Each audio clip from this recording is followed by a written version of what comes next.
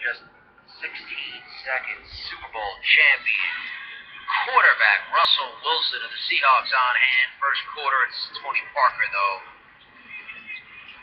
Getting right through the teeth of the defense, reversing on the finish. Take another look as Parker flips it over the head of Robin Lopez. He had 29, another terrific game.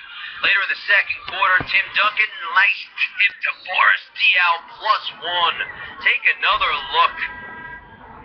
Duncan getting it done. Diaw on the finish. That's a three-point play. San Antonio was in control of 18. Later in the second, Duncan falling away in the paint makes history, passing Karl Malone for 5th all-time in the career playoff points list, 4,763 points. Spurs up 20 at the break. Third quarter, Manu Ginobili the air ball, but Diaw stays with it, grabs the board, flips it up against the finish. Portland got it to within 12. That upped the lead to 14. Later in the fourth, Danny Green throws it up, and it's Duncan. Johnny on the spot on the tap home. He had 19.7 rebounds, 4 assists. The Spurs bench outscored the Blazer bench 40-6. San Antonio, 1 win, Western Conference Finals. Hey, how are y'all? Hey, my name is Tony, and this is just a prequel to the first of what is hopefully many shows. I'm having 2 shows. One will be just my own personal show, discussing mostly sports in the world around us. I am a avid Spur fan, as you can see here. But I'm from Texas. I do like all teams from Texas, so I'd like to discuss any sports. Well, I mean, it doesn't have to be Texas, but I'm just letting you know my teams. We are currently in the middle of the NBA playoffs, and I wanted to start off with a little highlights from the Spurs' most recent win over Portland. Game 3 of the Western Conference semifinals. Spurs now lead that series 3-0, and they're on the brink of eliminating Portland and moving on to the Western Conference Finals. So I want to hear from you Spur fans, and even from you non-Spur fans, if you have something intelligent to say about the Spurs. If you don't think they can make it this year, tell me why. I think they're going to get it this year. They had it last year, and they let it slip away. So, kind of excited about them. Just want to see Tim Duncan get his 5th ring. He's really worked hard on his game the last 3-4 years, along with Tony Parker, extending their shots. And anyway, so yeah, let's talk about sports. The draft concluded these past 3 days. If you have any input about the draft, let's talk about the draft. Obviously, being from Texas, my teams are the Cowboys and the Texans. Of course, as long as Jerry Jones owns the Cowboys, we'll probably suck forever. But they proved again to have just a very mediocre draft, and or have at best a very mediocre team. Texans, on the other hand, they picked up a lot of pieces. I still don't know about the quarterback situation. I was really kind of hoping they'd pick somebody a little higher than they did. I think they had opportunities to grab a couple good guys. Thank God they passed on Manziel. I think Jadeveon Clowney with the number 1 overall pick was a brilliant pick. Teaming him up with J.J. Watts as the bookends, and then they picked Nix, a guy from Notre Dame, as the defensive tackle. I think the defense is going to be very scary.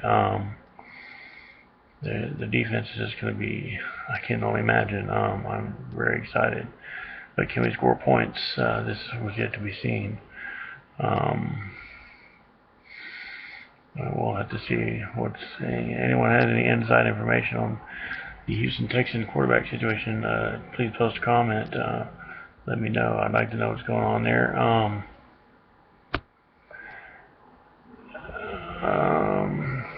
Obviously, my format is pretty simple. I'm very new to recording and posting on YouTube. But as I go along. I hope to become much more elaborate, much more technical, so to speak. So anyway, so the draft. So who do you think had the best draft? What are your opinions on Johnny Manziel? Yeah, anyone who thinks he's going to be great, who thinks he's going to be a bust. My opinion, honestly, I don't think he's tall enough. I don't think he's big enough. I think he's too cocky. And I know a lot of people share that opinion. And I think he landed right where he deserves. I think Cleveland's the best spot for him. He's got no receivers. So we'll find out just how good he really is. My personal opinion is the first time he gets hit hard by a real NFL defensive lineman, he's going to be gone. But we'll see. There's still months in the making. So I am very, very excited to see how that story turns out. And yes, one of my former horns is going to be in Cleveland with them. For those who don't know, Cleveland Browns also signed Vince Young. To my understanding, it's a move to have someone to kind of tutor Johnny Manziel. I don't know how that's going to work out, but we'll see.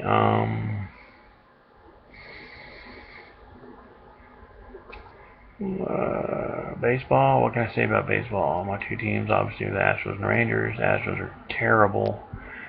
Probably remain to be so for at least a couple more years. And Rangers, well, I mean, it looks like they get all the pieces back, but they're still not playing great ball, so I don't know what's going on there. But don't get me wrong, I can talk about any team. I'm fairly knowledgeable in the world of sports, at least the three major sports. I'm not a big hockey guy, I'll admit to that. So anyone that wants to speak about any of the three major sports and you want to talk about your teams, I'll be more glad to, I'll be more happy to respond to all and any comments you make, whether you're speaking about my teams, your teams, any other subjects we want to talk about. Let's put it out there and kind of get the ball rolling.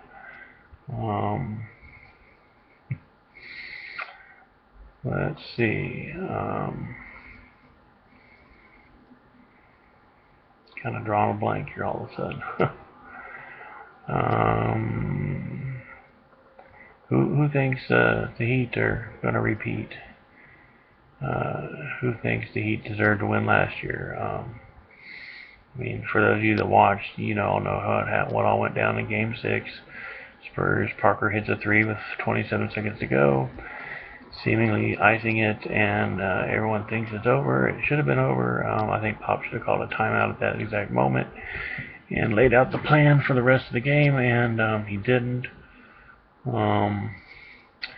And they left Ray Allen open to shoot that 3 to tie it in overtime, and they lost and went on to lose Game 7. Like I said, honestly, I think the Spurs won that series last year, but on paper they did not. But I firmly believe that is exactly why they're going to win it this year, because you can just tell they're so much more focused, so much more dedicated to getting that ring, getting Tim Duncan his 5th ring before he retires. But that's still yet to be seen too, until that last second is run off the last game and the trophy's in their hands, and nothing's a given. So we'll just have to see.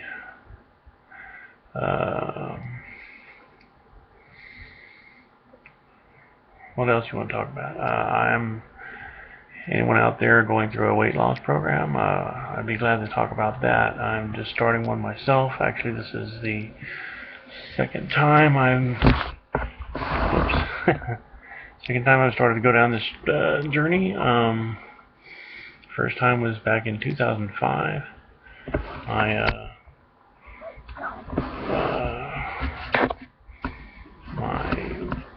now ex-wife and I had just separated for the second time, and if I knew I wanted to date again, and if I wanted to be attracted to others, I needed to get my fat butt in the gym at that time. At that time, I was about 235, And it was not a very lean 235. So I started working out and started eating better, and within about 15 months I went from 235 down to 180, and things were great for a while. And after about four or 5 years, we slipped back in our old habits, eating late at night, eating the wrong foods, and here we are back up at about 230 again. This is something else I kind of want to involve in this show. It's kind of personal, but I want to, just be able to post a daily result of what's going on, and y'all can keep track, and we can see the. I'm going to describe what I do each day and what I eat, and we're gonna keep track of what's going on and how I progress through, and hopefully the weight loss again.